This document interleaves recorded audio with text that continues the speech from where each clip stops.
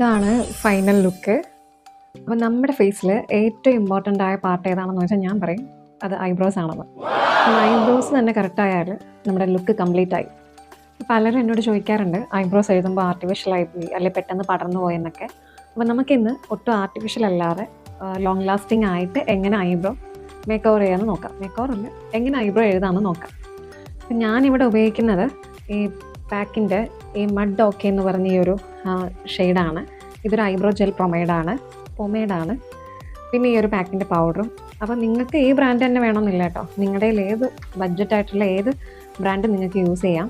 അപ്പം ഞാൻ ഉപയോഗിക്കുന്നത് ഈ ഒരു ബ്രാൻഡിൻ്റെ ആണ്. അപ്പം നിങ്ങൾക്ക് വേണമെന്നുണ്ടെങ്കിൽ ഏതെങ്കിലും ഒരു ഐബ്രോ പെൻസിലും അല്ലെങ്കിൽ ഏതെങ്കിലും ഒരു ഐബ്രോ പൗഡറും ഉണ്ടെങ്കിൽ നമുക്കിത് ഈ ലുക്ക് ചെയ്യാവുന്നതേ ഉള്ളൂ. അപ്പോൾ ഒട്ടും സമയം കളയേണ്ട, നമുക്ക് വീഡിയോയിലോട്ട് പോകാം. അപ്പോൾ ആദ്യത്തെ സ്റ്റെപ്പ് എന്ന് പറയുന്നത് നമുക്ക് ഇതുപോലൊരു സ്പൂളി ബ്രഷ് യൂസ്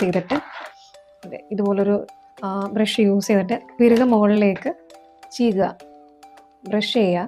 അപ്പോൾ നമുക്ക് ഐബ്രോസിൻ്റെ ആ ഒരു ഷേപ്പും പിന്നെ എവിടെയൊക്കെ നമുക്ക് ഗ്യാപ്പ് ഉണ്ടെന്ന് നമുക്ക് കൃത്യമായിട്ട് കാണാൻ പറ്റും. ഞാനിവിടെ ഇങ്ങനൊരു ആംഗുലർ ബ്രഷിൽ അപ്പോൾ ഈ ഒരു ഇതാണ് ഷെയ്ഡ് വരുന്നത്. കണ്ടോ, ഒരു ഡാർക്ക് ബ്രൗൺ എപ്പോഴും യൂസ് ചെയ്യാൻ നോക്കുക. അപ്പോൾ ഇതിൽ കുറച്ചെടുത്തിട്ട് നമുക്ക് ഔട്ട്ലൈൻ വരയ്ക്കാം.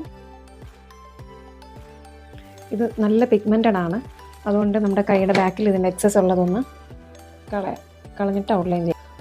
അപ്പോൾ നിങ്ങളുടെ കയ്യിലും ഇപ്പോൾ ജെൽ ഐബ്രോ ഇല്ലെന്ന് വെച്ചിട്ട് വിഷമിക്കേണ്ട. അപ്പോൾ നിങ്ങളുടെ കയ്യിലുള്ള ഏതെങ്കിലും ഒരു ഐബ്രോ പെൻസിൽ യൂസ് ചെയ്താലും മതി.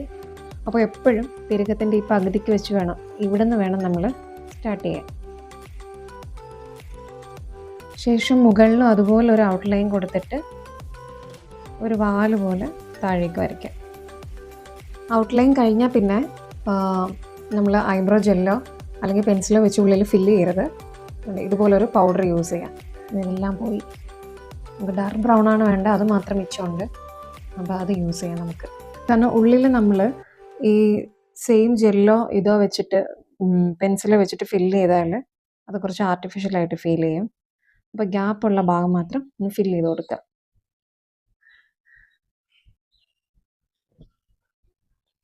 അപ്പോൾ എപ്പോഴും നമ്മൾ ഔട്ട്ലൈൻ ഒരു ജെൽ പ്രൊഡക്റ്റോ അല്ലെങ്കിൽ ഒരു പെൻസിലോ യൂസ് ചെയ്ത് ഔട്ട്ലൈൻ ചെയ്തിട്ട് ഉള്ളിൽ നമ്മൾ പൗഡർ ഫില്ല് ചെയ്യുകയാണെങ്കിൽ ആ പ്രൊഡക്റ്റ് താഴേക്കല്ല അതിന് ചുറ്റും പടരില്ല.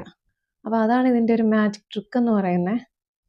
അപ്പോൾ നിങ്ങൾ പെൻസിലും അല്ലെ പൗഡർ യൂസ് ചെയ്യുന്നവരാണെന്നുണ്ടെങ്കിൽ നിങ്ങൾ ഇത് രണ്ടും വെച്ചൊന്ന് ട്രൈ ചെയ്ത് നോക്കാം. അപ്പോൾ നിങ്ങൾക്ക് ഇപ്പം ഇതുപോലെ ഈ പൗഡർ പാലറ്റ് യൂസ് ചെയ്യുന്നവരാണ്, ഇപ്പം ഇത് എൻ്റെ കയ്യിൽ തറ വീണ് പോയി, ഭാഗ്യത്തിന് ഈ ഡാർക്ക് ബ്രൗൺ ഒഴിച്ച് ബാക്കിയെല്ലാം പോയത് ഇത് കിട്ടി. അപ്പോൾ ഇങ്ങനെ പാലറ്റിൽ ഇവിടെ ലൈറ്റ് ഷെയ്ഡ്സ് ഉണ്ടാവും, ഏറ്റവും ഒരു ലൈറ്റ് ബ്രൗൺ എടുത്തിട്ട് അത് വെച്ചിട്ട് വേണം നമ്മുടെ ഈ ഒരു പോർഷൻ സ്റ്റാർട്ടിങ്ങിൽ ഫില്ല് ചെയ്യാനായിട്ട്. അതൊന്ന് ശ്രദ്ധിക്കാം. അപ്പം ഞാനിവിടെ അതില്ലാത്തത് കൊണ്ട് നമ്മുടെ ഈ പ്രൊഡക്റ്റിൽ എത്രയാണോ എക്സസ്, നമ്മളിപ്പോൾ യൂസ് ചെയ്തിട്ട് ബാലൻസ് എക്സസ് വന്ന പ്രൊഡക്റ്റില്ലേ, അത് വെച്ചിട്ട് ഇവിടെ ഒന്ന് ഫില്ല് ചെയ്ത് കൊടുക്കാം. അപ്പോൾ ഇതെടുത്തിട്ട് ബാലൻസ് ഉള്ളത് ഇങ്ങനെ ജസ്റ്റ് മുകളിലേക്ക് സ്ട്രോക്ക് പോലെ വരച്ചു കൊടുക്കുക. എല്ലാം ചെയ്ത് കഴിഞ്ഞിട്ട് ഒന്നുകൂടെ ഒന്ന് സ്പൂളി വെച്ചിട്ടൊന്ന് ബ്രഷ് ചെയ്ത് കൊടുക്കുക.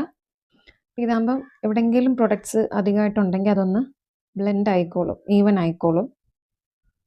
നിങ്ങൾക്ക് കുറച്ചും കൂടെ ഒരു ഷാർപ്പ് ലുക്ക് വേണമെന്നുണ്ടെങ്കിൽ നമുക്ക് കുറച്ച് കൺസീലർ വെച്ചിട്ട് ഒന്ന് ഷാർപ്പ് ചെയ്ത് കൊടുക്കാം.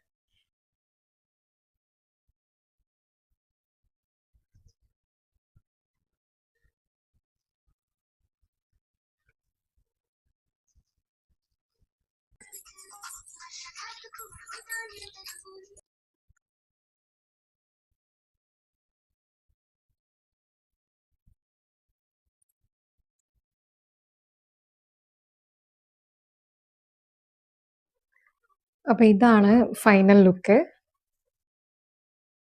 അപ്പോൾ ഒട്ടും ആർട്ടിഫിഷ്യൽ അല്ലാതെ നമ്മുടെ ഐബ്രോ സെറ്റ് ആയിട്ടുണ്ട്. അപ്പോൾ നിങ്ങൾ ഇതൊന്ന് ട്രൈ ചെയ്ത് നോക്കുക. നിങ്ങളുടെ കയ്യിലെ പ്രൊഡക്ട്സ് വെച്ചിട്ട് നമുക്ക് ഇതേപോലെ സെറ്റ് ചെയ്യാൻ പറ്റും. അപ്പോൾ വീഡിയോ ഇഷ്ടപ്പെട്ടാൽ ലൈക്ക് ചെയ്യുക, ഫ്രണ്ട്സിന് ഷെയർ ചെയ്യുക. അപ്പോൾ അടുത്ത വീഡിയോ കാണുന്നവരേക്ക്